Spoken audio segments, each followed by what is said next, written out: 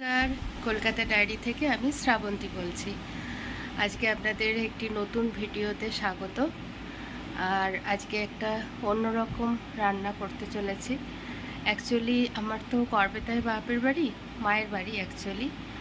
তো ওখানে প্রাকৃতিকভাবেই মাশরুম পাওয়া যায়, মানে প্রাকৃতিকভাবেই মাশরুমটা হয়। অ্যাকচুয়ালি মাশরুমটা চাষও হয়, কিন্তু প্রাকৃতিকভাবে এই সময়টাতে মাশরুম পাওয়া যায়। মানে আমাদের ওখানে গ্রাম বাংলায় অ্যাকচুয়ালি ছাতু বলে, তো পাওয়া যায়।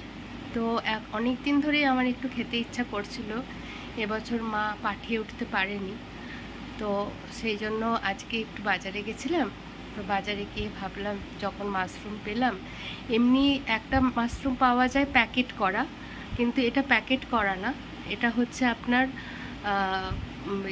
লুজ পাওয়া যায়। একটু হচ্ছে মানে একটু দামটা বেশি পড়ে। আমার 250 গ্রাম পড়লো 110 টাকা। তো ওই মাশরুমটা আজকে কিনে নিয়ে এসেছি। তো ওইটাই রেসিপি আজকে আপনাদের জন্য থাকছে। তো বন্ধুরা কমেন্ট করে জানাবেন যে আপনাদের রেসিপিটি কেমন লাগলো। চলুন তাহলে ভিডিওটা স্টার্ট করা যাক, সঙ্গে থাকুন ভিডিওটিতে। গ্যাসটা জ্বালিয়ে নেব।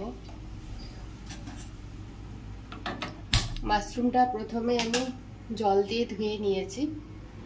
মাশরুমটা দেখুন জল দিয়ে ধুয়ে নিয়েছি, এবং সেদ্ধ একটু জলে, গরম জলের ভাপিয়েও নিয়েছি। কেননা চাষ করা যেহেতু হয়, তো অনেক সময় তো হাইজিনিক মেনটেন নাও হতে পারে, তাই জন্য মাশরুমটা আমি প্রথমে একটু গরম জলে ভাপিয়ে নিয়েছি।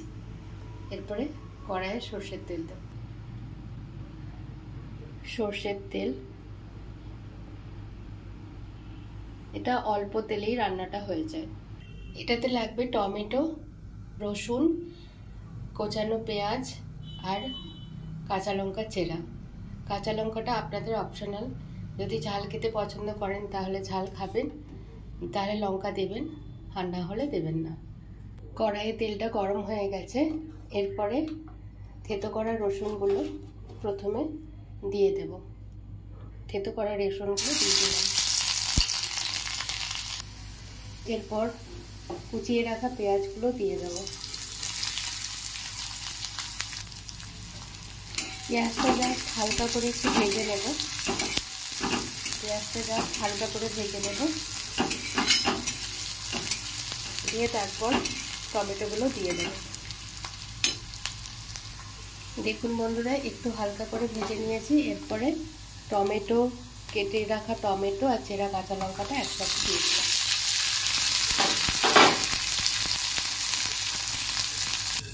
2 মিনিট মতো এরকম ঢেকে রাখবো, তাহলে টমেটো আর পেঁয়াজটা ভালো করে ভাজা হয়ে একদম গলে যাবে। দেখুন এটা একদম টমেটোটা পুরো পেস্টের মতন হয়ে গেছে।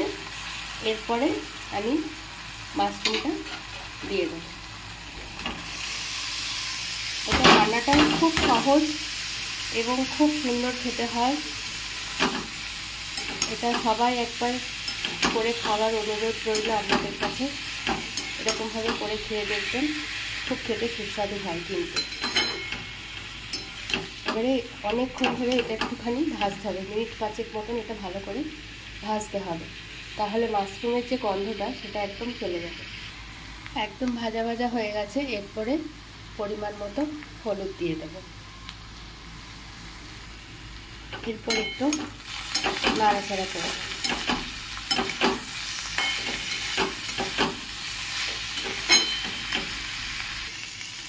অনেকে তো মাশরুম পকোড়া বা মাশরুম চিলি এ সমস্ত করে খেয়েছেন।